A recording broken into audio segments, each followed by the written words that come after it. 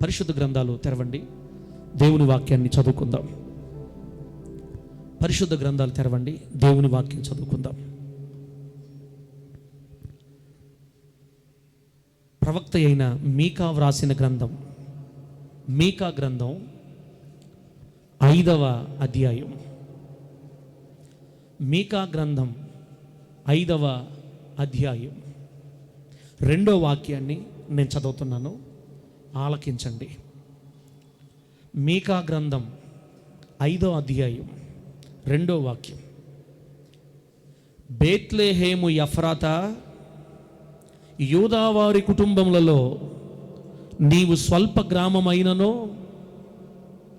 నా కొరకు ఇశ్రాయేలీలను ఏలబోవాడు నీలో నుండి వచ్చును. పురాతన కాలము మొదలుకొని శాశ్వత కాలము వరకు ఆయన ప్రత్యక్షమగుచుండెను. మరలా చదువుతున్నాను. బేత్లెహేము ఎఫ్రాతా, యూదావారి కుటుంబములలో నీవు స్వల్ప గ్రామమైనను నా కొరకు ఇశ్రాయేలీలను ఏలబోవాడు నీలో నుండి వచ్చును. పురాతన కాలము మొదలుకొని శాశ్వత కాలము ఆయన ప్రత్యక్షమగుచుండెను. చదివినటువంటి ఈ మాటల్ని మనందరికీ అర్థమగునట్లు బోధించి వాక్యానుసారంగా బ్రతకగలిగే కృప దేవుడు మనందరికీ ప్రసాదించునుగాక. దేవుని బిడ్డలారా, ఇది క్రిస్మసా సెమీ క్రిస్మసా చెప్పండి. సెమీ క్రిస్మస్ అంటే క్రిస్మస్కి ముందుగా, అంటే మ్యారేజ్కి ముందు ఏం చేసుకుంటారు? ఎంగేజ్మెంట్ లాగా ఈ నిజమైన ఆనందానికి ముందు కాస్త సింపుల్గా చేసుకుంటారు. మనం మొట్టమొదటిసారి ఈ సంవత్సరమే జరుపుకుంటున్నాం. ఈ విధంగా ఇలా జరుపుకోవడానికి కృప చూపిన దేవునికి మహిమ కలుగును గాక. దేవుని ప్రియులారా, ఈరోజు క్రిస్మస్ను గురించి కాస్త అవగాహన మీ అందరికీ కలగాలని నేను కోరుకుంటున్నాను. నా వలే దేవుడు కూడా మీకు కోరుకుంటున్నాడు. క్రిస్మస్ అంటే ఏం చెప్పండి అన్న అని మిమ్మల్ని అడిగాను అనుకో, యేసయ్య పుట్టినరోజు అంతే. తల్ల చెల్దా ఇంకంతవరకే. సంధ్యక్క క్రిస్మస్ అంటే ఏంది చెప్పు? యేసుక్రీస్తు పుట్టినరోజు సార్ అంటారు. ఇంకా చెప్పు అక్క, ఇంకా చెప్పు క్రిస్మస్ గురించి, ఇంకా చెప్పు అన్న, ఇంకా చెప్పు. ఎవరు చెప్పినా అదే హ్యాపీ హ్యాపీ క్రిస్మా, మేరీ మేరీ క్రిస్మా అంటారు సార్. అంతే, ఇంకంతకంటే మాకేం తెలియదు. కొంతమంది తెలియని బిడ్డలు. క్రిస్మస్ గురించి కొన్ని మాటలు నేను చెప్తాను. క్రిస్మస్ అంటే క్రైస్ట్ మాస్, క్రీస్తు ఆరాధన. క్రైస్ట్ అంటే క్రీస్తు, మాస్ అంటే ఆరాధన. సహజంగా క్రీస్తుని ఆరాధించడమే క్రిస్మస్ అనుకుంటూ ఉంటాం. అది కూడా ఒక అర్థం. ఇంకా క్రిస్మస్ని విడమరిచి మీకు అర్థమేంటి చెప్పాలంటే ఒకసారి వినండి. క్రిస్మస్ని ఇంకా మీకు అర్థమేంటి చెప్పాలంటే, నిజమైన క్రిస్మస్ అని ఎప్పుడు మనకు అర్థం అవుతుందంటే, నిజమైన క్రిస్మస్ అంటే ఏంటంటే, పాపములో ఉన్న ఒక వ్యక్తి రక్షణలోనికి రావడమే నిజమైన క్రిస్మస్. ఆమేనండి. పాపములో ఉన్న ఒక వ్యక్తి రక్షణలోనికి నడిపించబడటమే నిజమైన క్రిస్మస్. కొంతమంది అనుకుంటారు డిసెంబర్ నెల స్టార్ట్ అయిందంటే డిసెంబర్ 1వ తేదీ ఇంటికి స్టార్ కడతారు. కట్టాలి, మంచిదే. అన్ని జనులందరూ గుర్తుపడతారు వీళ్ళు క్రిస్టియన్స్ అని. దేవునికి మహిమ. స్టార్ కడతారు. కొంతమంది ఇళ్ళకి డెకరేషన్ చేస్తారు, లోపల క్రిస్మస్ ట్రీ పెట్టుకుంటారు. తర్వాత 15వ తేదీ 10వ తేదీ రాగానే పిండి వంటలు చేసుకుంటారు. ఎన్ని పిండి వంటలు ఉన్నాయో అన్ని పిండి వంటలు చేసుకుంటారు. చెయ్యాలి. 20వ తేదీ రాబోతూ ఉందనగా 10,000 20,000 ఖర్చు పెట్టి ఇంటిల్లి పాది కొత్త బట్టలు కొనుక్కుంటారు. కాస్ట్లీ బట్టలు కొనుక్కోవాలి. 25వ తేదీ బంధువులందరూ పిలిపించి భోజనాలు పెడతారు. కొన్ని కుటుంబాల్లో క్రిస్మస్ విందునిస్తారు వాళ్ళకి. ఇలా చేసిన తర్వాత వాళ్ళు ఏమనుకుంటారంటే, ఈ సంవత్సరం మేము చాలా బాగా పండుగ చేసుకున్నాము, ఈ సంవత్సరం మేము చాలా బాగా పండుగ చేసుకున్నాం, స్టార్ కట్టాం, డెకరేషన్ చేసాం, మా చర్చిలో కూడా పెద్ద స్టార్ కట్టుకున్నాం, పిండి వంటలు చేసుకున్నాం, కొత్త బట్టలు కొనుక్కున్నాం, ఆరాధన ఎక్సలెంట్ జరిగింది, సూపర్, ఈ సంవత్సరం చాలా గ్రేట్గా జరిగింది. కొన్ని ప్రాంతాలకు పోయామనుకోండి, ఆ చర్చి వాళ్ళు కట్టిన స్టార్ కంటే మేము పెద్ద స్టార్ కట్టాం అని సంతోషపడతారు. ఆ చర్చి వాళ్ళు వేసిన స్టేజీ కంటే క్రిస్మస్ రోజు మేము పెద్ద స్టేజ్ వేసాం. ఇలా పోటీలు పడి గ్రాండ్గా జరుపుకుంటూ ఉంటారు. పిల్లరా, క్రిస్మస్ పండుగని గ్రాండ్గా జరుపుకోవడం తప్పు అని ఎవరు అనకూడదు, చేసుకోవాలి. అయితే మనము చేసే ప్రతి కార్యక్రమం ఏం చేయాలంటే అన్యజనులని రక్షణ వైపుకు నడిపించేటట్టుగా ఉండాలా. ఆమె చెప్పండి గట్టిగా, చెప్పండి గట్టిగా హల్లెలూయా. అసలు క్రిస్మస్ అనేది యేసుక్రీస్తు వారు పుట్టిన దినం అనుకుంటున్నాం కదా. అసలు యేసుక్రీస్తు వారు భూమి మీదకి ఎందుకు వచ్చారు? నశించిన వారిని వెదకి రక్షించడానికి మనుష్య కుమారుడు ఈ లోకానికి వచ్చాడు. యేసుక్రీస్తు వారు ఈ లోకానికి వచ్చింది నశించిపోతున్న వారిని రక్షించడానికి. మనం చేసే క్రిస్మస్లో నశించిపోతున్న వారు రక్షించబడేటట్టుగా ఉండాలి ఏం చేసినా కూడా. అంటే ఒక్క మాట చెప్పాలంటే దేవుని వార్త ప్రచురం చేయాలా, క్రీస్తు వార్త ప్రచురం అవ్వాలి. అప్పుడే నువ్వు వేసుకున్న కొత్త బట్టలకు ఒక విలువ, అప్పుడే నువ్వు చేసిన పిండి వంటలకు ఒక విలువ, అప్పుడే నువ్వు చేసిన డెకరేషన్కి ఒక విలువ, పెట్టిన స్టార్కి ఒక విలువ. ప్రియులరా, ఒకసారి నేను ఒక సెంటర్లో పోతా ఉంటే పెద్ద స్టార్ కడతా ఉన్నారు. బాగా రెడీ చేసేసి రోడ్డు పక్కన పెట్టున్నారు. 12-1 గంట అయితే అన్ని స్టాక్ మరి వచ్చే పోయే వాహనాలు తగ్గుతాయి కాబట్టి అవసరమైతే వాహనాలు ఆపి కట్టేద్దామని రోడ్లో. 11-12 అయింది. ఆ రూట్లో మేము సువార్తకి వెళ్ళి వస్తూ ఉంటే చిన్న లైట్ కట్టుకొని మేము ఆ పక్కే తిరగాల, చిన్న స్లో అయ్యాం. అక్కడ చూస్తే వాళ్ళు ఏం చేస్తున్నారంటే ఆ యవనస్తులంతా పేకాట ఆడుతున్నారు టైంపాస్కి. ఏం కట్టాలా? 2 గంటలకి స్టార్ కట్టాలా. ఆ టైంలో టైంపాస్ కోసం యవనస్తులందరికీ ఏం ఆడుకుంటున్నారు? ఇప్పుడు స్టార్ వాళ్ళు ఎవరికి లాభం? అది మామూలుది కాదు, ఇంచుమించుగా 20 అడుగులు ఉంది ఆ స్టారు. మన ప్రాంతాలు ఇంత హైట్ కడతారా అనుకున్నా. ఆ తర్వాత నాకు తెలిసిన సంగతి ఏంటంటే ఆ టైంలో 12 గంటలకు వీళ్ళు వస్తారు కదా, వస్తారు కదా. ఎవరు? పోలీసులు. ఈ పేకాట చూస్తే ఎక్కడ పట్టుకుంటారేమోనని ఈ 20 అడుగులు స్టార్ ఉంది ఒక ప్రక్క సందు చేసి పెడతారు ఒక రెక్కకి. వీళ్ళు ఏం చేశారంటే, రే తప్పించుకోండి, దూరేయండి దాంట్లోకి స్టారులకి. మనం పోలీసులు పోయి బయటకు వద్దామని అందరు దూరారు. ఆ దూరడంలో పరా చెప్తాయి.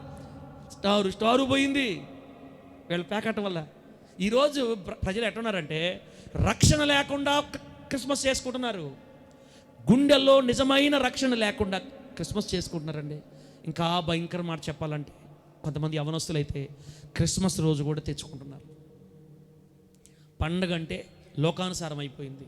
మందు బాటిల్ తెచ్చుకొని తాగే యవనస్తులు కూడా అక్కడక్కడ మనకు కనబడతారు. ఇదేనా దేవుడు కోరుకున్న క్రిస్మస్? హ్యాపీ క్రిస్మస్ అని ఇది చెప్పుకుంటామంటే నశించిపోతున్న మానవుల్ని రక్షించడానికి యేసుక్రీస్తు వారు భూలోకానికి వచ్చిన దినాన్ని మనం పండుగ చేసుకుంటున్నప్పుడు ఆ క్రిస్మస్లో ప్రజలను కదిలించగలిగే కొన్ని కార్యాలు మనం చేయాలి. అలా చేస్తేనే మన క్రిస్మస్కి నిజమైన అర్థం వస్తుంది. ప్రియులారా, మనం మొట్టమొదట మనం మారు మనసు పొంది అప్పుడు మనం క్రిస్మస్ చేస్తే ఆ క్రిస్మస్ ఇతరులకు దీవెనకరంగా మారుతుంది. Christmas is nothing but, Christmas అనేది నశించిపోతున్న వారిని వెదకి రక్షించడానికి మనుష్య కుమారునిగా భూలోకానికి దిగి వచ్చిన యేసు లోకానికి ప్రకటించబడాలి మన ద్వారా, మన జీవితం ద్వారా, మన ప్రవర్తన ద్వారా. అప్పుడే క్రిస్మస్ ప్రజలలో సఫలమవుతుంది. దేవునికి స్తోత్రం కలుగునుగాక. చెప్పండి గట్టిగా హల్లెలూయా. ఇప్పుడు మీరు ఆలోచించుకోండి, కూర్చున్న బిడ్డలు ఆలోచించుకోండి. నిజంగా నేను చేస్తున్న క్రిస్మస్ రక్షించబడే చేస్తున్నానా, రక్షణ లేకుండా చేస్తున్నానా? మారు మనసు పొంది చేస్తున్నానా, మారు మనసు పొందకుండా చేస్తున్నానా? ఒకవేళ నిజమైన మారు మనసు మనలో లేకపోతే ఈ 2023 క్రిస్మస్ నీ కోసమే నా కోసమే గుర్తుపట్టి ఈ క్రిస్మస్లోనైనా మనం నిజముగా మారు మనస్సును పొందుకొందుము గాక. ఇప్పుడు వాక్యం దగ్గరికి వెళ్తాం. చదువుకున్న వాక్య భాగంలో ఏముందంటే బెత్లెహేము ఎఫ్రాతా అని పిలుస్తున్నాడు దేవుడు. బెత్లెహేము ఎఫ్రాతా, యూదా వారి కుటుంబాలలో నువ్వు స్వల్ప గ్రామమైన నా కొరకు ఇశ్రాయేలును ఏలబోవాడు నీలో నుండి వస్తాడు. పురాతన కాలం మొదలుకొని శాశ్వత కాలం వరకు ఆయన ప్రత్యక్షమవుతూ ఉన్నాడని రాయబడింది. మీకు లేట్ చేయకుండా నేనేం చెప్పాలనుకుంటున్నానో మీకు ముందు ఒక మాట చెప్తాను. ఈరోజు మనం ఏమి నేర్చుకోబోతున్నామంటే స్వల్ప గ్రామమైన బెత్లెహేమును కూర్చి నేర్చుకోబోతున్నాం. చెప్పండి, ఏ గ్రామం అది? స్వల్ప గ్రామమైన బెత్లెహేమును గురించి మనం తెలుసుకోబోతున్నాం ఈరోజు. బెత్లెహేము గురించి మాకెందుకు పాస్టర్ గారు ఈ సెమీ క్రిస్మస్లో? బైబిల్ గ్రంథంలో క్రిస్మస్ సంబంధించిన ఏ పదం కూడా వ్యర్థమైన పదాలు దేవుడు రాయించలేదు. జ్ఞానుల నుండి కొంత సమాచారం మనం పొందుకోవచ్చు, నేర్చుకోవచ్చు. పొలంలో గొర్రెలు కాచుకుంటున్న గొర్రెల కాపరుల నుంచి కొంత నేర్చుకోవచ్చు. అర్థమైందా? నక్షత్రం నుండి ఒక సమాచారం, జ్ఞానుల నుండి కొంత సమాచారం, క్రిస్మస్ సంభవాలలో నుండి, యేసుక్రీస్తు వారు పుట్టుక సంభవాలలో నుండి అనేక సత్యాలు నేర్చుకోవచ్చు మనం. యేసుక్రీస్తు వారు దేవునిగా ఈ భూలోకానికి దిగి వచ్చినప్పుడు ఆయన జన్మించడానికి కోరుకున్న, సెలెక్ట్ చేసుకున్న ఊరి పేరు. యేసుక్రీస్తు వారు జన్మించింది ఏ ఊరిలో? బెత్లెహేము పురిలోన కన్య మరియ గర్భాన అని పాడాం. ఎవరైనా మిమ్మల్ని అడిగితే మీ యేసుక్రీస్తు పుట్టింది ఏ ఊరిలో అంటే అదేదో ఊరు అనకూడదు. మనం అదేదో ఊరు నాకు నోరు తిరగటం అనకూడదు. బాబనా, మీ యేసుక్రీస్తు వారు ఏ ఊరిలో పుట్టారంటే ఏం చెప్పాలా? బెత్లెహేములో. ఈ బెత్లెహేము అనేది స్వల్ప గ్రామం, చిన్న గ్రామం. అయినా కానీ యేసుక్రీస్తు వారు 2000 సంవత్సరాల క్రితమే కదా మనకు భూలోకానికి వచ్చింది. అంతకుముందు దేవుడు లేడా? మన దేవుడు లేడా? కొంతమంది మిమ్మల్ని అడగతారు అక్కడక్కడ, మీ దేవుడు 2000 సంవత్సరాల క్రితమే పుట్టాడా? 2000 సంవత్సరాల క్రితం దేవుడు తీసుకొని వచ్చి దేవుడు అంటే ఏంది నువ్వు? మేము ఆరాధిస్తున్నవారు ఏళ్ల తరబడి, యుగయుగాలుగా, తరతరాలుగా ఉన్నారు. మీ దేవుడు 2000 సంవత్సరాల క్రితమే అన్నప్పుడు మనం ఏం చెప్పాలా? మనం ఏం చేయాలా? తెల్ల మొఖాలు వేసుకొని, అవురా ఈ డౌట్ నాకు రాలేదే, అవును 2000 సంవత్సరాల క్రితమే కదా మన దేవుడు వచ్చింది, అంతకుముందు మనకు దేవుడు లేడు. అదేనా దేవుని బిడ్డలారా? మన దేవుడు 2000 సంవత్సరాల క్రితం నుంచి ఉన్నవాడు కాదు, ఆయన పురాతన కాలము మొదలుకొని ఉన్నవాడు. ఆమేన్ చెప్పండి గట్టిగా. అందుకే రాశాడు అక్కడ, మన దేవుడు పురాతన కాలం మొదలుకొని శాశ్వత కాలం వరకు ప్రత్యక్షమవుతూ ఉంటాడు. ఈ యుగం అంతమైపోయే వరకు ఆయన ప్రత్యక్షమవుతూనే ఉంటాడు. ఆయన ఎప్పటి నుండో ఉన్నవాడు. ఆమేనానండి. ఆయన ఎప్పటి నుంచి ఉన్నాడు? ఎవరికి తెలుసా? ఎవరికి తెలియదు. మానవుని ఊహకు దేవుని ఉనికిని గూర్చి ఆలోచించడానికి జ్ఞానము, శక్తి చాలదు. మన జ్ఞానం పరిమితిలో ఉంది. ఆయన అనంతుడు. దేవునికి స్తోత్రం కలుగునగాక. కోట్లాది సంవత్సరాల క్రితము నుండి తనకు తానుగా ఉన్నవాడు. మోషేతో మన దేవుడు ఏమని చెప్పాడు? నేను ఉన్నవాడను. ఆమేన్ చెప్పండి గట్టిగా. ఎప్పటి నుంచి ఉన్నావయ్యా? ఆ మాట చేత నీ బుర్ర వేలిపోద్దు అంటే ఒకటే మాట. మనకు అర్థం కాదు, మనకు వద్దు. ఆయన 2000 సంవత్సరాల క్రితం నుంచి మాత్రమే కాదు ఉండేది, పురాతన కాలము నుండి ఉన్నవాడు. అసలు దేవుళ్ళు ఎంతమంది ఉన్నారు మనం తెలుసుకున్నాం. దేవుళ్ళు ఎంతమంది ఉన్నారు? 173 మందా? లేకపోతే 2 కోట్ల మందా? లేకపోతే ఎన్ని కోట్ల? బైబిల్ చెప్తుంది దేవుళ్ళు లేరు, ఒకే దేవుడు. దేవుడు ఒకడే. ప్రియులరా, దేవుళ్ళు అని పిలువబడుతున్న వాళ్ళు అనేక మంది ఉన్నారు, కానీ నిజానికి దేవుడు ఒక్కడే. ఆయనే మనం ఆరాధిస్తున్న మన ప్రభు అయిన యేసుక్రీస్తు. ఆమేన్ చెప్పండి గట్టిగా. పురాతన కాలము మొదలుకొని యెహోవా దేవుడు శాశ్వత కాలం వరకు ప్రత్యక్షమవుతూ ఉన్నాడు. మన దేవుడు ఆది సంభూతుడు. ఆమేనండి. ఎవరు మన దేవుడమ్మా? ఆది నుండి ఆది నుండి ఉన్నవాడు, ఆది సంభూతుడు, ఆద్యంతరహితుడు అంటారు ఆయన్ని. అంటే మన దేవునికి ఆది లేదు, అంతం లేదు, పుట్టుక లేదు, మరణం సావు లేదు, ప్రారంభం లేదు, ముగింపు లేదు, ఆద్యంతరహితుడు. అబ్బా, ఆయనను గూర్చి ఇంకింతకంటే చెప్పడానికి మనకి ఇక శక్తి చాలదు. ఆయన ఎప్పటి నుండో పురాతన కాలం మొదలుకొని ఉన్నవాడు. అయితే మీకు ఒక మాట చెప్తా. ప్రజలకి దేవుడు చూడాలని ఆశ ఎక్కువైపోయింది. ప్రజలలో దేవుణ్ణి చూడాలి అని ఆశ ఎక్కువైపోయింది. పురాతన కాలం నుంచే ఆదాము గారి దగ్గర నుంచి దేవుణ్ణి కలుసుకోవాలి, దేవుణ్ణి చూడాలి, దేవుణ్ణి చూడాలి, దేవుణ్ణి చూడాలి. నాకు కూడా ఒకసారి ఆశ కలిగింది. ప్రభువా 3 రోజులు ఉపవాసం ఉంటుండా మర్యాదగా నాకు కనపడు. మీకు అనిపించిందో లేదు తెలియదు, కానీ నాకు మాత్రం అనిపించింది, యేసుని నేను చూడాలా, నా కళ్ళతో తెల్లని వెలుగులో ఇప్పుడు నాకు వస్తే నేను చూడాలా అని 3 రోజులు ఉపవాసం ప్రార్థన చేస్తే నరాలు ఎండిపోయి కళ్ళు తిరిగిపోయింది, కానీ నాకు ఏసై మాత్రం కనపడలా. ఆ మధ్య ఒక చెల్లెలు చెప్తుంది, సార్ నాకు కూడా యేసు ప్రభువుని చూడాలి, కనీసం దేవదూతలన్నా కనపడతారు సార్, ఉపవాసం ఉంటాను సార్, నేను కావాలా, నేను చూడాలా. ఉండు చూడక్క ప్రార్థన చేయి సార్. 3 రోజులు ప్రార్థన చేసి నాకు కనపడలా. బైబిల్ చెప్తుంది, ఏ నరుడును దేవుణ్ణి చూడలేడు, చూసి బ్రతకలేరు. ఆయన మహిమని మన కన్నులు చూడలేవు. దేవునిని ఏ నరుడు చూడలేడు. కానీ ప్రజలలో ఒక ఆరాటం, నిజ దేవుడు ఎవరు, ఆయన నేను చూడాలి, ఆయన నేను కలుసుకోవాలి, ఆయన దగ్గర ఉన్న శక్తి నేను పొందాలని. దేవుని రూపంలో మానవులు చేయబడ్డారు కాబట్టి దేవుని కొరకు బ్రతకాలని కోరుకుంటున్నారు, దేవుని చేరాలని కోరుకుంటున్నారు. కొంతమంది అయితే ఏం చేయాలో అర్థం కాక హిమాలయాలకు వెళ్ళిపోయి తల కిందకి కాళ్ళు పైకి పెట్టి తపస్సులు చేస్తున్నారు. ఎవరిని చూడాలని? దేవుని చూడాలని, దేవుని కలుసుకోవాలని. చివరికి దేవుడి సంగతి ఏమో కానీ వాళ్ళు చచ్చిపోయి అస్థిపంజరాలు అయిపోతున్నారు అంతే. వాళ్ళకి దేవుడు కనపట్ల. ఏ నరుడు దేవుని చూడలేడండి. దేవుడిని కలవాలని ఆశపడి అలిసిపోయిన మానవుడిని కలుసుకోవడానికి మానవుడు దేవుణ్ణి చూడలేను కానీ దేవాతి దేవుడే మానవుడిని చూడడానికి, మానవుడు కనబడటానికి పరలోకాన్ని విడిచిపెట్టి భూమి మీదకి వచ్చాడు. చప్పలు గట్టిగా చప్పలు కొట్టు.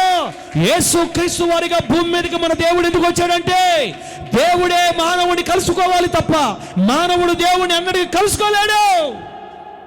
అందుకే ఆయన మన రూపులోనికి మారి రక్త మాంసాలు ధరించిన వాడై నరునిగా మారి భూమి మీదకి వచ్చిన గడియనే క్రిస్మస్ గడియగా మనం సంబరాలు చేసుకుంటున్నాం. దేవునికి స్తోత్రం కలుగును గాక. అమ్మా, ఆయన ఎవరూ సమీపింపలేని తేజస్సులో అమరత్వం కలిగి దేవదూతలు కూడా మహిమలో ఉన్న యేసు ప్రభు వారిని చూడలేక 2 రెక్కలతో ఏం కప్పుకున్నాయంటే చెప్పండి. మొత్తం 6 రెక్కలు దేవదూతలకి. 2 రెక్కలతో ముఖం, 2 రెక్కలతో కాళ్ళు ఎందుకు కప్పుకుంటున్నారు దేవదూతలు అంటే ఆయన మహిమ వెలుగు అటువంటి ఏమంటే ఎవరు సమీపించలేక వెళ్ళలేరు అక్కడికి. దేవదూతలు కూడా చూడలేనంత మహామహిమలో ఉన్న ఆ దేవుడే నీ కోసం నా కోసం తన మహిమనంతా తగ్గించుకొని రక్త మాంసాలలో పాలివాడై దీనుడిగా ఈ భూమి మీదకి మన కోసం దిగివచ్చాడు. ఆమేన్ చెప్పండి. ఎంత గొప్ప దేవుడు. పరలోకంలో ఆది సంభూతుడుగా ఉన్న ఆ దేవుడే నీ కోసం నా కోసం వచ్చాడు. ఆయన వచ్చినప్పుడు ఈ భూమి మీద ఒక ఊరిలో పుట్టాడు, ఒక గ్రామంలో పుట్టాడు. ఆ గ్రామం పేరే బెత్లెహేము. ఇప్పుడు ఒకసారి ఆలోచించండి, ఎందుకు దేవుడు బెత్లెహేముని కోరుకోవాలి?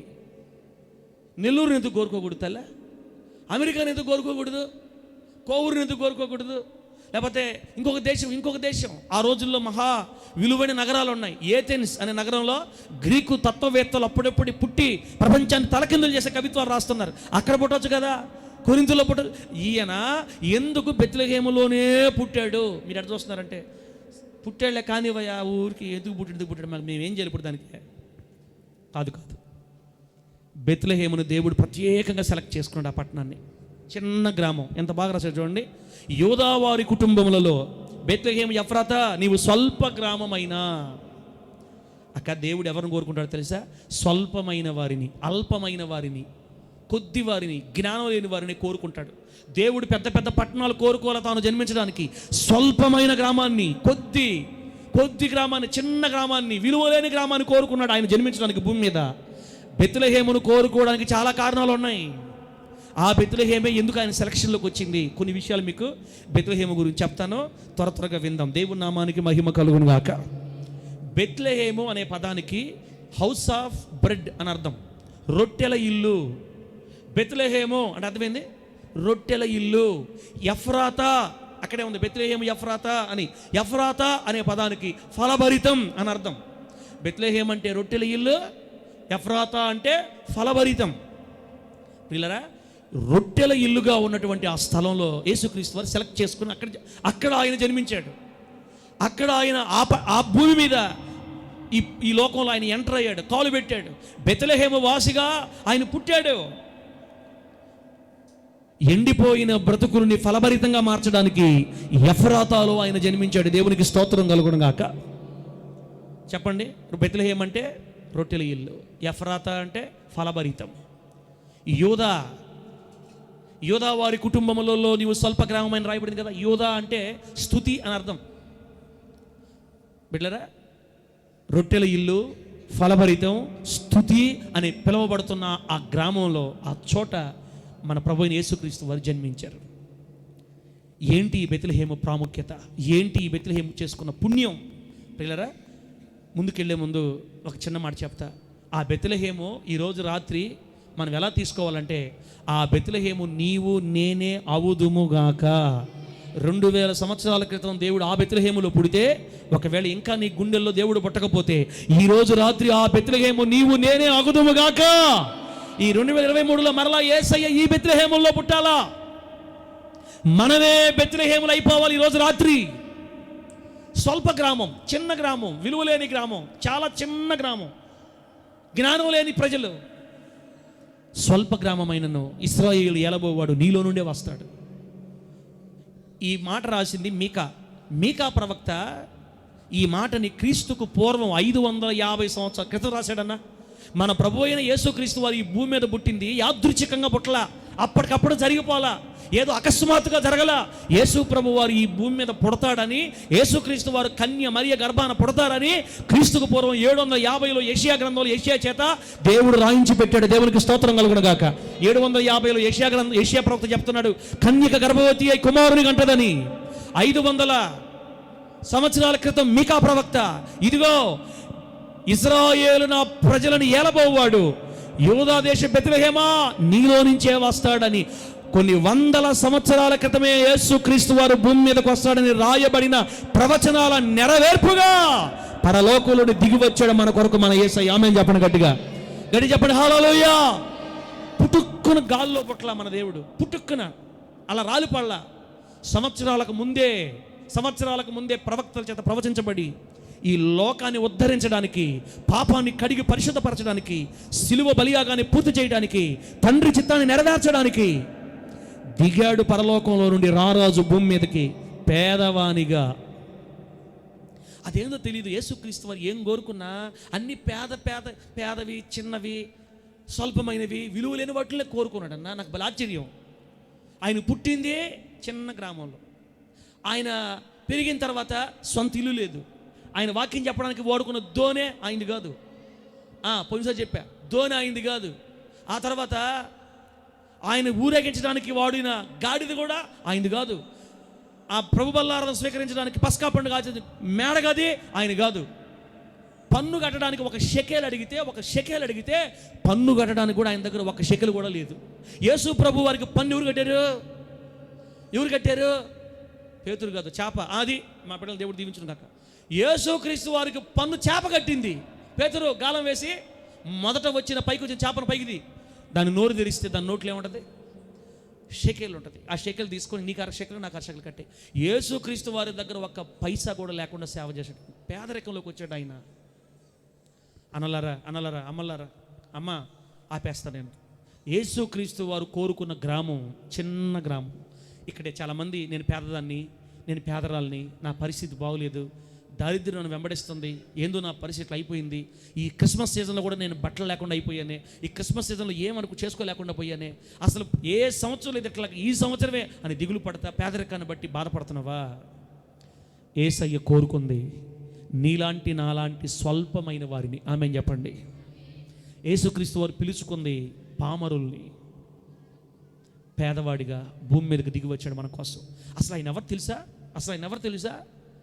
కోటాను కోట్ల మంది దేవదూతల చేత నిత్యము గాన ప్రతిగానాల ద్వారా స్తుతింపబడుచున్నవాడు, మహామహిమలో రారాజుగా వెలుగొందుతున్న ఆయన ఈ భూమి మీదకి ఒక చిన్న కాలనీలోకి వచ్చేటండి, చిన్న పట్టణం, స్వల్పమైన గ్రామంలోకి వచ్చేటండి. అసలు ఇది మనకేమి నేర్పిస్తుందంటే, యేసయ్య దరిద్రులుగా, పేదవారిగా, దీనులుగా, కొట్టివేయబడి ప్రజల చేత వెలివేయబడిన వారిని ఆదరించడానికే దేవుడు ఈ ప్రాంతాన్ని కోరుకున్నాడు.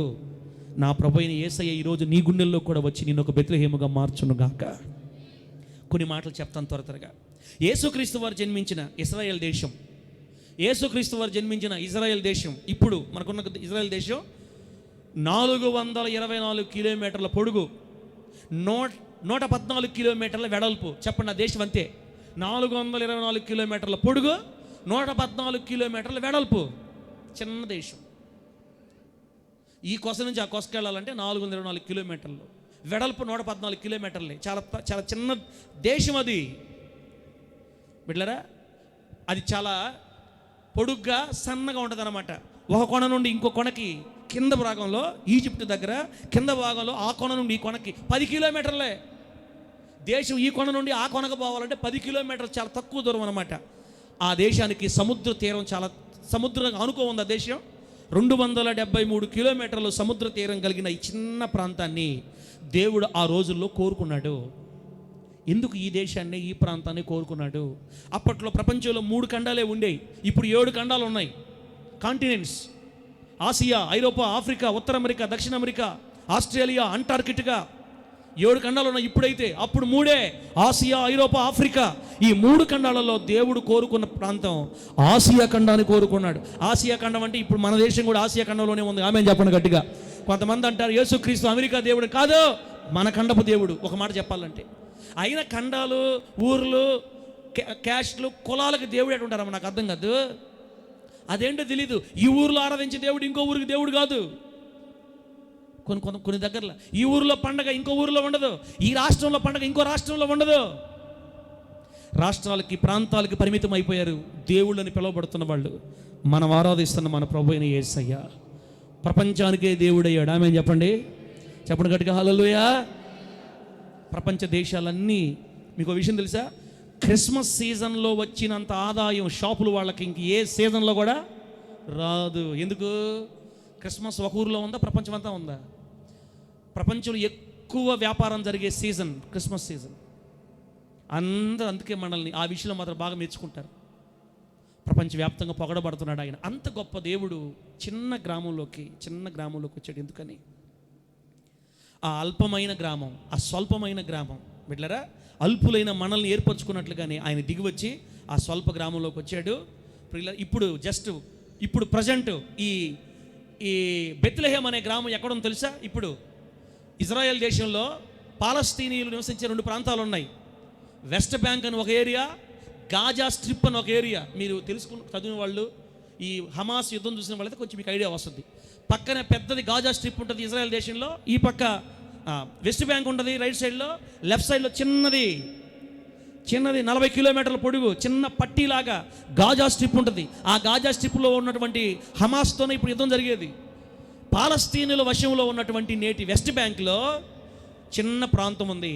ఈ బెత్లెహేము యెరూషలేం పట్టణానికి దక్షిణంగా 10 కిలోమీటర్ల దూరంలో కేంద్రీకృతమై ఉంది. ఈ వెస్ట్ బ్యాంక్లో నేడు కనబడుతుంది. ఆ రోజులు వెస్ట్ బ్యాంకులు ఏమి లేవు. ఆ రోజులు అంతా ఇజ్రాయెల్ దేశంలోనే ఉండేది. ఈ ప్రస్తుతానికి అయితే పాలస్తీనుల ఆధీనంలో ఉంది ఈ బెత్లెహేం గ్రామం. బిడ్డలారా, ఇంక ముందుకు వెళ్ళిపోదాం మనము. ఎందుకు దేవుడు ఈ బెత్లెహేమునే కోరుకున్నాడు అనే దానికి ఒక సూచన చెప్పాలంటే, అప్పటి 3 ఖండాలైన ఆసియా, ఐరోపా, ఆఫ్రికా ఖండాలలో ప్రపంచ నడిబొడ్డు ఏదైనా ఉందంటే, ప్రపంచానికి నడిబొడ్డు, నడి మధ్యన కరెక్ట్గా చూస్తే ఈ బెత్లెహేము గ్రామమే కనబడుతుంది. మీరు సర్కస్లు చూస్తుంటారు, అక్కడక్కడ సర్కస్లు చూస్తుంటారు. చిన్నపిల్లల్ని కర్ర మీద పెట్టి హ్యాండిల్ చేస్తుంటారు. ఎప్పుడు చూడాల? చిన్నపిల్లల్ని కర్రతో ఆనిచ్చి హ్యాండిల్ చేస్తుంటారు, పట్టుకొని అలాగే చేస్తారు. అప్పుడు ఆ చిన్న పాపకి కానీ చిన్న బాబుకి కానీ ఆ కర్ర కరెక్ట్గా ఎక్కడ పెడతారు? మూతి మీద, తల మీద, ఎక్కడ చెప్పాలి చెప్పండి, కరెక్ట్గా చెప్పండి. పొట్ట మీద, ఇంకా చెప్పాలంటే నాభి, ఈ బొడ్డు మీద. మనిషి యొక్క బరువంతా, మనిషికి పూర్తి ద్రవ్యరాశి బరువు అంతా ఎక్కడ ఉంటుందంటే ఈ నాభి దగ్గర ఉంటుంది అనమాట. ఈ నాభి మీద కానీ చేయి పెట్టినా, కర్ర పెట్టి పైకి లేపితే మనిషిని బ్యాలెన్స్ చేసేయచ్చు. ఎందుకంటే మానవుడి కేంద్రం అంతా, బరువంతా ఈ నాభి దగ్గర, పొట్ట దగ్గరే ఉంది. అందుకే అక్కడ కర్ర పెట్టి బ్యాలెన్స్ చేస్తారు. అట్లాగే ఈ భూమి నడిబొడ్డు ప్రాంతం ఎక్కడా అని మనం చూస్తే, ఇదిగో మనం చెప్పుకుంటున్న చిన్న గ్రామం, స్వల్ప గ్రామం బెత్లెహేమే. ఆ ప్రపంచానికి నడిబొడ్డు, 3 ఖండాలకి నడిబొడ్డు దేవుడు. అందుకే ఇప్పుడు రాజు ఎక్కడ ఉంటాడు? ఊరి చివర ఉంటాడా, ఊరి మధ్యలో ఉంటాడా? అమరావతి ఇప్పుడు మన జగనన్న మూడుగా చేసాడులే, 3 రాజధానుల ప్రస్తావన తెచ్చాడు. మామూలుగా అయితే అమరావతి అటు ఇటు మధ్యలో, రాజధాని ఊరు దేశం మధ్యలో ఉంటుంది, ఢిల్లీ దేశం మధ్యలో ఉంటుంది, అధికారులందరూ అక్కడే ఉంటారు. అలాగే ఆయన పరలోకంలో రాజు కాబట్టి భూమి అంతటిని పరిపాలించడానికి భూమి నడి భాగం, తెలుగులో చాలా బాగా చెప్పొచ్చు, భూమి గరిమనాభి అంటారు దాన్ని, గరిమనాభి లేదా భువనపు నాభి స్థలం అంటారు. ఈ భువనపు నాభి స్థలం, భూమికి నడి స్థలం, ప్రపంచపు నడిబొడ్డు అని పిలువబడుతున్న ఈ బెత్లెహేములోనే యేసుక్రీస్తు వారు జన్మించడం జరిగింది. దేవునికి స్తోత్రం కలుగును గాక. చెప్పండి గట్టిగా హల్లెలూయా. ఒకప్పుడు విలువలేని గ్రామం బెత్లెహేము, ఒకప్పుడు విలువలేని గ్రామం. యేసుక్రీస్తు వారు ఎప్పుడైతే ఆ ఊరిలో పుట్టారో ఆ ఊరి విలువ ఆకాశానికి అంటిందా? మేము చెప్పండి. నీవు ఒకప్పుడు విలువలేని వాడివి, విలువలేని దానివి, విలువలేని వారిమి మనం. ఎప్పుడైతే యేసుక్రీస్తు వారు మనలో పుట్టారో ఈ విలువ ఎవరి వల్ల వచ్చింది? ఇప్పుడు ఎవరి వల్ల వచ్చింది? మన వల్ల రాలా, మనలో పుట్టిన యేసయ్య వలన బెత్లెహేముకు విలువ వచ్చింది. ఇప్పుడు దేవునికి స్తోత్రం కలుగును గాక. ఎవరి నోట్లైనా పట్టుకో. ఇప్పుడు ఏమంటుంటారా క్రిస్మస్ సీజన్ అంతా? ఏదో పాట ఉంది, పాత పాట, స్త్రీ యేసుండు జన్మించే రే ఈలో నాడు బాయాక. కానించి రాదు. బెత్లెహేము యూరిలో ఏ పాట అయినా పట్టుకో, బెత్లెహేం పెట్టాల్సిందే. బెత్లెహేము నగరాన, బా ప్రతి నోరు బెత్లెహేం గురించి పాడాలి. ఇప్పుడు అది చిన్న గ్రామం, పెద్ద గ్రామం, మెట్రోపాలిటన్ సిటీ అనుకోకూడదు దాన్ని. చిన్న గ్రామం. నువ్వు స్వల్ప గ్రామం అయినా ఇజ్రాయేలును ఏలువాడు నీలో నుండి వస్తాడు. ఎందుకు ఈ బెత్లెహేం మీద ఎంత ప్రేమ? ఎందుకు ఈ బెత్లెహేమనే దేవుడు కోరుకున్నాడు? ఒక కారణం చూసాం, అది ప్రపంచ నడిబొడ్డని. అందుకొరకే కాదు, కానీ అది స్వల్ప గ్రామం అని, విలువలేని గ్రామం అని దేవుడు ఆ ప్రాంతాన్ని కోరుకొని అక్కడ జన్మించి, ఆయన జన్మించడం వల్ల ఇప్పుడు ఆ పట్టణానికి ప్రపంచ వ్యాప్తంగా విలువ వచ్చింది. ఆకాశం అంత ఎత్తుకెదిగింది. పిల్లరా, ఇంకో మాట చెప్పాలంటే, ఈ ఐగుప్తులో వ్యాపారాలు చేయాలనుకునే వాళ్ళు, ఇశ్రాయేల్ దేశంలో ఉన్న వాళ్ళందరూ ఐగుప్తుకు వెళ్ళాలంటే ఈ బెత్లెహేం మీదుగానే ప్రయాణం చేయాలి. ఈ బెత్లెహేం అనేది సెంటర్లో ఉంటుంది అనమాట. అందుకని ఆ మెయిన్ రోడ్లో అందరు లాడ్జీలు కట్టుకున్నారు. ఆ రోజుల్లో సత్రాలు కట్టుకున్నారు. సత్రాలు దూరదేశంలో వచ్చే వాళ్ళందరూ మధ్యలో ఆగుతారు అనమాట. అక్కడ లాడ్జీలు ఉన్నాయి, లాడ్జీలు, సత్రాలు. యేసుక్రీస్తు వారిని జన్మించినప్పుడు కూడా వాళ్ళు ఆ లాడ్జీల్లోకి వెళ్ళి స్థలం అడిగారు. స్థలం అడిగితే సత్రాలన్నీ నిండిపోయినాయి. ఏ సత్రంలో స్థలం లేకపోయింది. సత్రములో స్థలము లేనందున పశువుల పాకలోకి వెళ్ళి తొట్టులో పరుండి పెట్టారు యేసయ్య. పిల్లరా, ఆయన ఎందుకుందే చిన్న గ్రామం. మరలా అక్కడ జన్మించినప్పుడు ఒక్క ఇంట్లోనే స్థలం దొరకదు, రూములో స్థలం దొరకదు అనుకుంటే ఎక్కడా స్థలం లేదు. ఆయన పశువుల తొట్టులో పడుకున్నాడు. అమ్మా, దేవదూతల చేత ఆరాధించబడిన యేసు, కోటాను కోట్ల మంది పరిశుద్ధుల స్తుతిగానాల మధ్య పొగడబడిన యేసయ్య నీ కోసమే, నా కోసమే తొట్టిలో పడుకున్నాడు. పశువులు కుడితి తాగే తొట్టిలో గడ్డి వేసి గడ్డి మీద పడుకోబెట్టారు. ఆ దుర్వాసన కూడా భరించాడు నీ కోసం.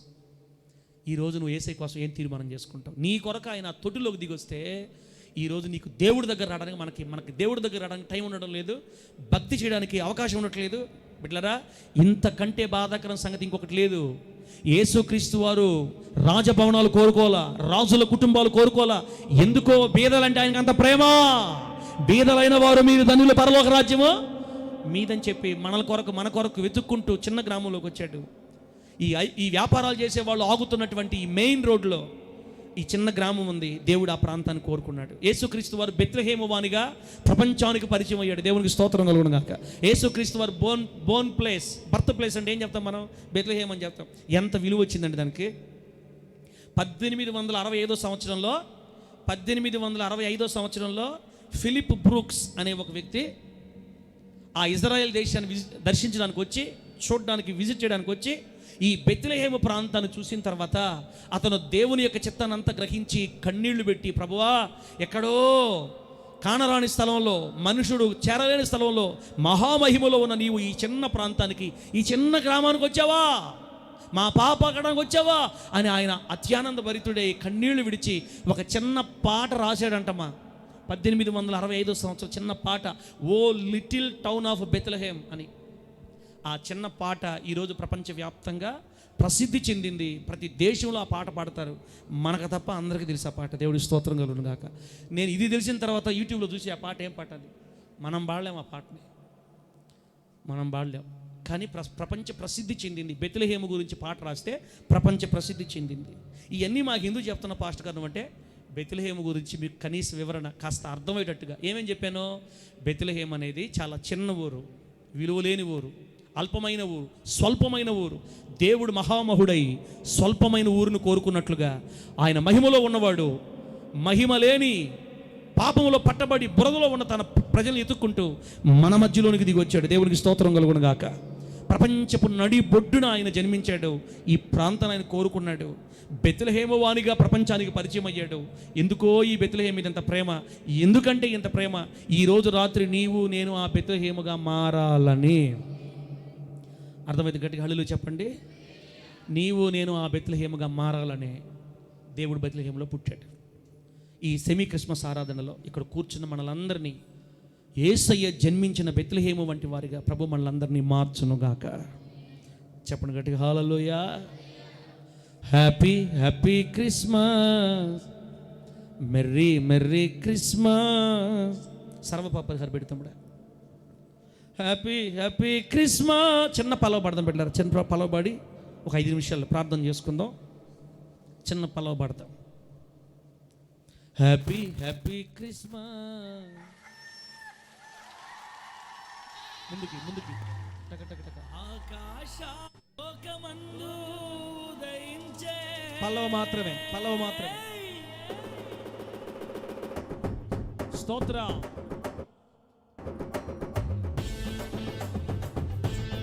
చప్పుడు కొట్టండి. బెత్లెహేము స్వల్ప గ్రామం, ఎందుకు ఇంత ప్రేమ ఆయనకి?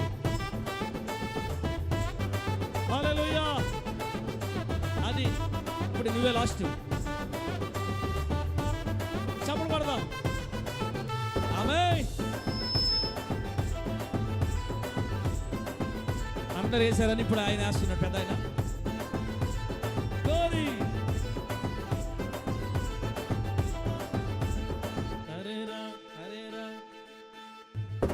ఆకాశాన తారలన్నీయు కలిసి పాడేనే ఓ కొత్త పాట. ఓ బాలుని తిలకించను తరలి వచ్చే అద్భుత గణం.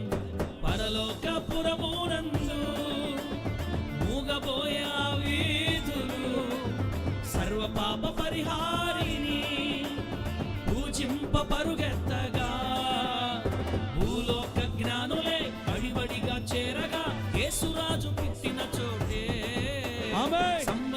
సంబరాలు ప్రపంచమంతా అంబరాన్ని తాకే పరలోకములో ఉన్న సింహాసనాసీనుడైన యేసు మన మధ్యకు వచ్చినందుకు సంబరాలే. రక్షకుని పాద స్పర్శతో సంబరాలు. యేసయ్య ఉదయించిన బెత్లెహేముగా నువ్వు మారితే అదే నిజమైన సంబరం యేసునామములో. ఈ గుడమే పావనమాయే రక్షకుని పాద స్పర్శతో. ఆకాశాన తారలన్నీయో కలిసి పాడేనే ఓ కొత్త పాట. ఓ బాలుని తిలకించను తరలి వచ్చే ఆ దూత గణం. ఆపాలనిపించట్లా. ఆమేన్. యేసయ్యా బెత్లెహేమునే ఎందుకు కోరుకున్నావు? అది స్వల్పమైందని, అది విలువలేందని. అయ్యా అందుకే మమ్మల్ని కూడా కోరుకున్నావా? ఆయనది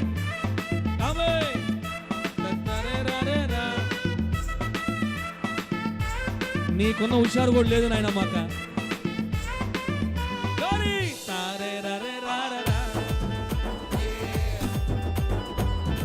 హల్లెలూయా.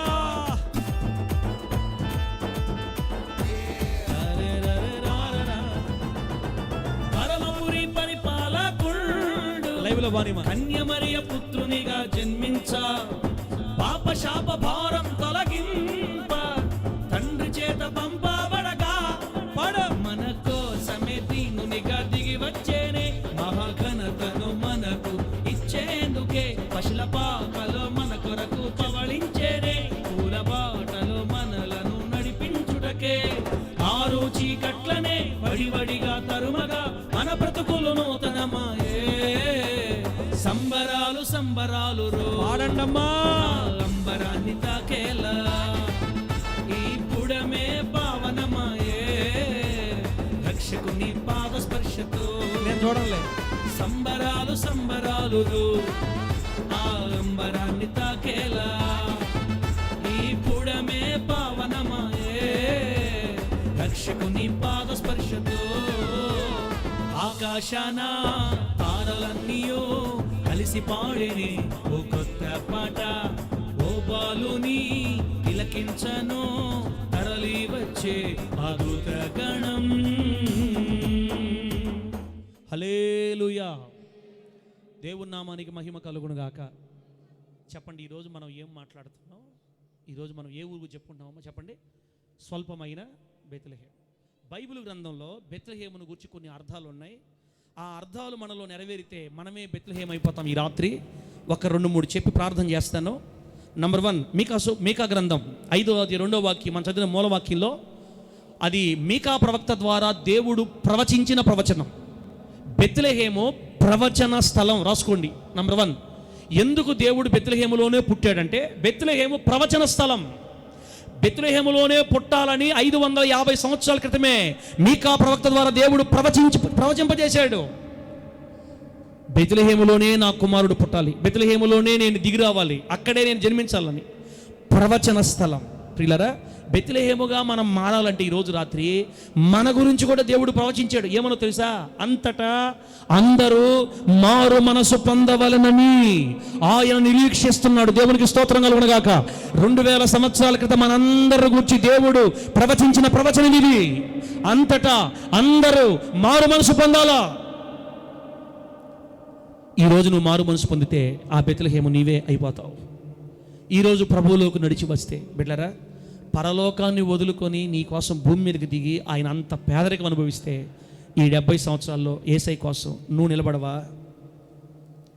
ప్రవచించి ప్రవచనాన్ని విడుదల చేసి ఆ ప్రవచన నెరవేర్పుగా పరలోకం నుండి దేవాది దేవుడు బెత్లెహేములో దిగాడు.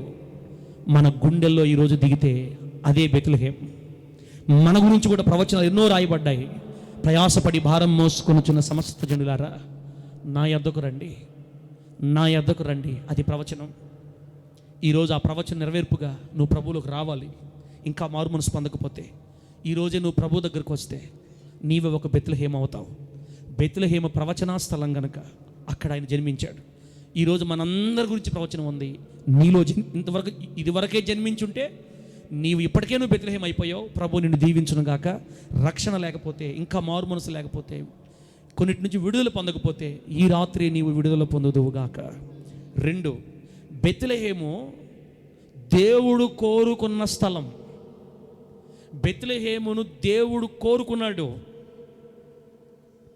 ప్రియులరా, దావీదుని దేవుడు కోరుకున్నప్పుడు యెషయిని, సమూయేలు ప్రవక్తని బెత్లెహేముకు వెళ్ళమన్నాడు. ఈ బెత్లెహేముకి సమూయేలు ప్రవక్త వెళ్ళి యెషయి 7 మంది కుమారుల్లో అందరం చూసి లాస్టోడు ఇంకా లేడంటే గొర్రెల దగ్గర నుంచి పిలిపిస్తే వస్తున్న దావీదును చూసి దేవుడు అంటాడు, బెత్లెహేము వాడైన దావీదుని నేను కోరుకున్నాను. ఇతడే నేను కోరుకున్న మనిషి. బైబిల్లో బెత్లెహేం పాత్ర చాలా ఉంది. బెత్లెహేము దేవుడు కోరుకున్న స్థలం. మీకు విషయం తెలుసా? జ్ఞానులను సిగ్గుపరచడానికి జ్ఞానహీనులు దేవుడు కోరుకున్నాడు. ఆమె చెప్పండి గట్టిగా. బెత్లెహేములోనే యేసుక్రీస్తు ఎందుకు జన్మించారంటే బెత్లెహేమును దేవుడు కోరుకున్నాడు. నిన్ను కోరుకోలేదా? నన్ను కోరుకోలేదా అన్న? నిన్నెప్పుడో కోరుకున్నాడు ఆయన. కానీ ఇంకా దేవునికి వ్యతిరేకమైన కార్యాల్లో నువ్వు ఉన్నావు. ఇంకా అక్క, ఇంకా కొన్ని ఉన్నాయి నీలో, మైనస్లు ఉన్నాయి. దేవునికి అయిష్టమైన కార్యాలు ఉన్నాయి. ఈ సెమీ క్రిస్మస్ ఆలోచించక్క, దేవుడు నేను ఎప్పుడో కోరుకున్నాడు నిన్ను విమోచించాలని, నిన్ను నిలబెట్టాలని, నిన్ను పరిశుద్ధురాలుగా చేయాలని. అందట్లేదు. ఈ సెమీ క్రిస్మస్ రోజున నువ్వు యేసయ్య చేతుల్లోనికి వచ్చి బెత్లెహేముగా మారిపోదువుగాక. ప్రవచన స్థలం కాబట్టి ఆయన జన్మించాడు. ఆయన కోరుకున్న స్థలం కాబట్టి ఆయన జన్మించాడు. 3, ఆదికాండం 35వ అధ్యాయం 19వ వచనం ప్రకారం బెత్లెహేము ఒక దుఃఖ స్థలం. ఏం పాస్టర్ గారు, దుఃఖ స్థలం కాబట్టి జన్మించాడా? అసలు సందర్భంలోకి వెళ్దాం. ఆదికాండం 35:19లో ఒక సంగతి జరిగింది. యాకోబు గారి ప్రియమైన భార్య రాహేలు 2వ కుమారుని కనింది. అక్కడ ఎఫ్రాతా మార్గంలో, బెత్లెహేము మార్గంలో 2వ కుమారుని కనింది. కంటూ ఉండగా ప్రసవ సమయంలో బిడ్డను ప్రసవించి చనిపోయింది. పిల్లల్ని కనేటప్పుడు ఆడవారు ఎందుకు చనిపోతారు? ప్రసవ సమయంలో ఆడవారు ఎందుకు చనిపోతారు? కొంతమందికి తెలుసు, కొంతమందికి తెలియదు. నేను విన్న విషయం ఏంటంటే, దేవుడు స్త్రీ గర్భంలో ఒక ప్రాసెస్ పెట్టుంటాడంట, ఒక క్రమం. బిడ్డ గర్భంలో నుంచి బయటికి రాగానే ఆ రక్తనాళాలన్నీ మూసుకుపోతాయి. మరలా గర్భసంచి దానికదే క్లోజ్ అయిపోద్ది. అలా క్లోజ్ అయిపోతేనే బ్లీడింగ్ ఆగిపోద్ది, రక్తం బయటికి పడకుండా ఉంటుంది. ఎవరిలో అయితే స్త్రీ గర్భం ప్రసవించిన తర్వాత ఆ నరాలు కుచించుకోకుండా క్లోజ్ అవ్వకుండా అలాగే ఉండిపోతాయో లోపల రక్తం అంతా బయటకు చనిపోతారు. ఈ కానుపు సమయంలో చనిపోయే స్త్రీలందరూ దేవుడు తయారు చేసిన ఆ క్రమం, దేవుడు సిద్ధపరిచిన ఆ క్రమం, గర్భసంచి ద్వారాలు వాటికవే మూసుకుపోకపోతే చనిపోతారు. ఈ రాహేలు ఇలాగే బిడ్డను కని ఈ వ్యాధితోనే, ఈ బాధతోనే ఆమె చనిపోయింది. చనిపోతూ ఉండగా మగపిల్లవాడని తెలిసి తన కుమారుడికి పేరు పెట్టింది. ఏం పేరు చెప్పండి? అక్కడ రాయబడింది. ఆమె ఏం పేరు పెట్టింది? సుబ్బారావా, తిమ్మదన్న ఏం పేరు పెట్టిందన్న? బెనోని అని పెట్టింది పేరు. బెనోని అని పేరు పెట్టి చనిపోయింది. బెనోని అనే పదానికి అర్థం ఏంటో తెలుసా? దుఃఖపుత్రుడు అని. నన్ను దుఃఖపరిచాడు, వీడి కానుపులో నేను చాలా దుఃఖపడ్డాను, దుఃఖపుత్రుడు, దుఃఖపడుతూనే కన్నా అని తల్లి దుఃఖపుత్రుడు అని పేరు పెట్టింది.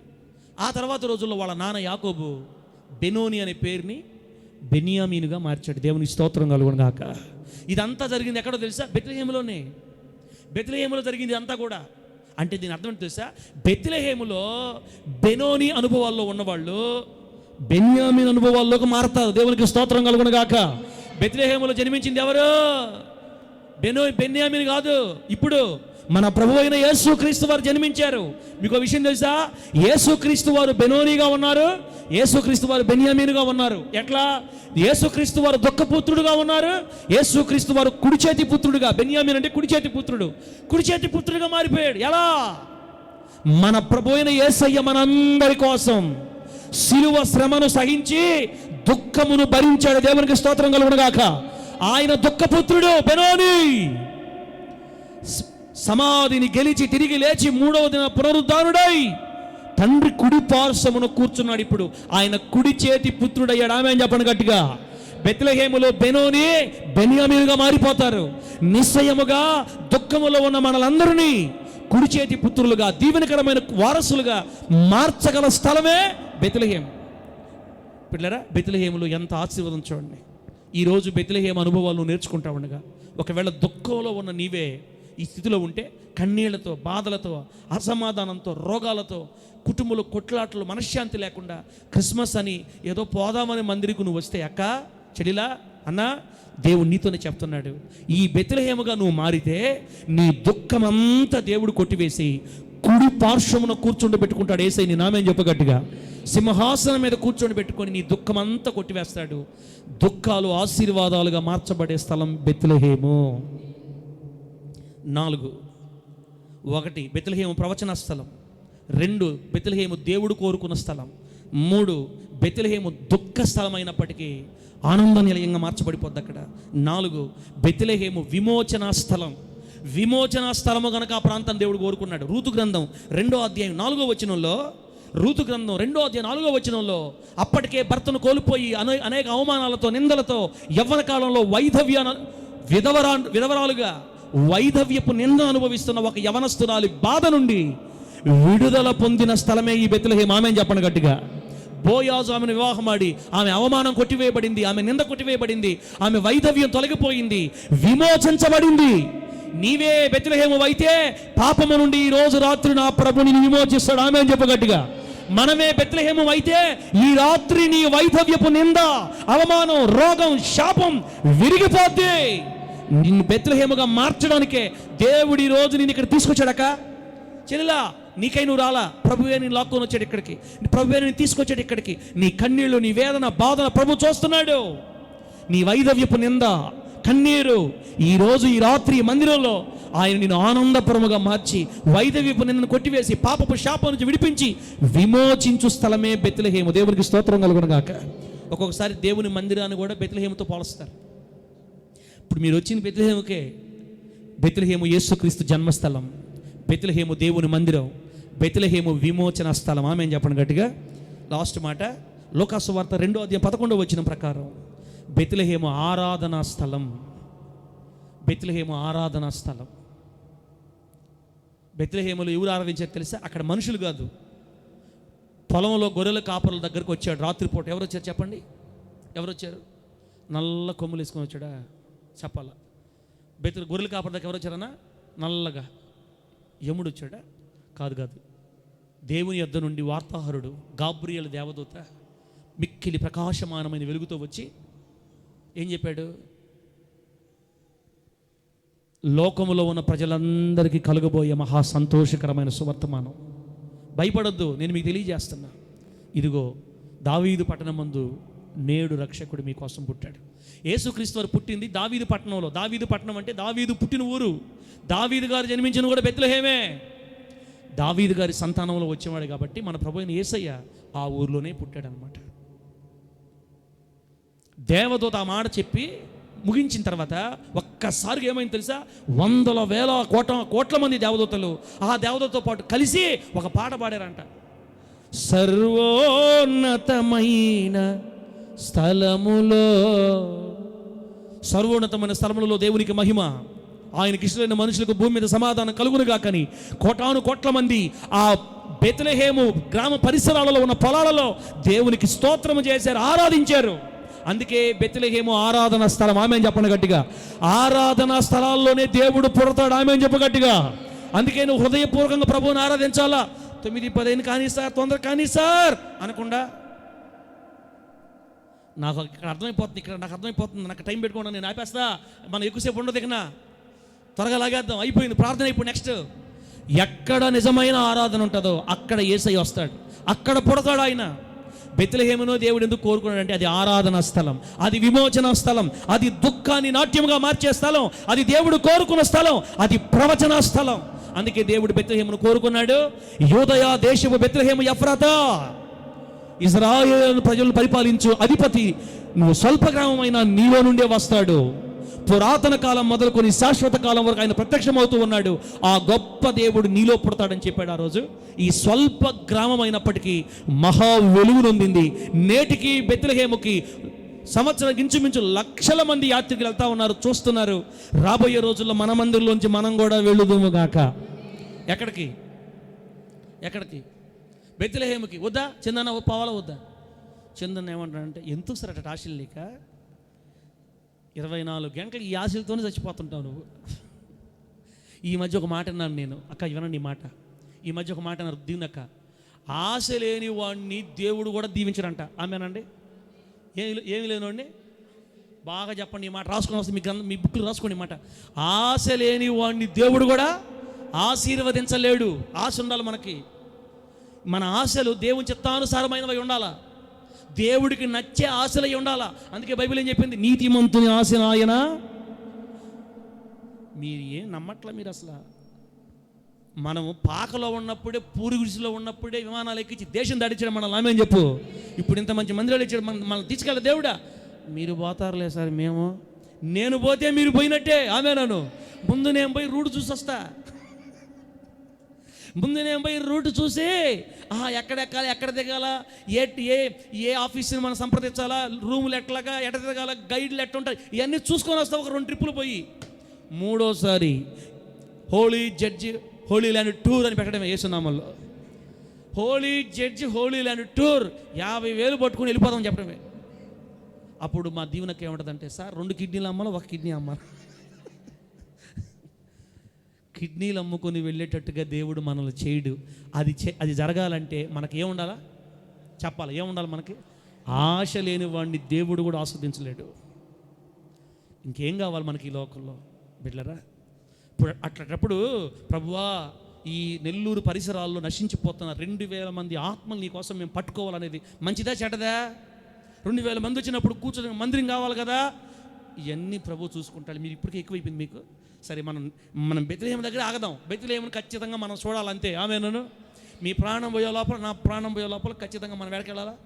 బెత్లెహేము ఇజ్రాయేల్ దేశం వెళ్ళి ఆ ప్రాంతాలన్నీ చూసి, ఇదిగో ఇక్కడే యేసు ప్రభు బాప్తిసం పొందింది, ఇదిగో ఇదే లాజరు సమాధి, ఇదిగో మార్తిల్లు, ఇదిగో దేవదూత మరియమ్మతో మాట్లాడిన స్థలం, ఇదిగో మండుచున్న పొద మోసే స్థలం, ఇదిగో ఐగుప్తు నది, నైలు నది, ఇదిగో ఎక్కడే, ఇదిగో ఇదే అని చూడాలనుకుంటే నమ్మి గట్టిగా హల్లెలూయా అని చెప్పండి. గట్టిగా చెప్పాలా? ఆశ కలిగిన మన ప్రాణాలని మన దేవుడు తృప్తిపరచును గాక. తీసుకోకపోతే పరలోకం పోయి వదలని దేవుడిని ఆయన మన దగ్గర అడిగించుకోడులే. ఆయన మన దగ్గర అడిగించుకోడు.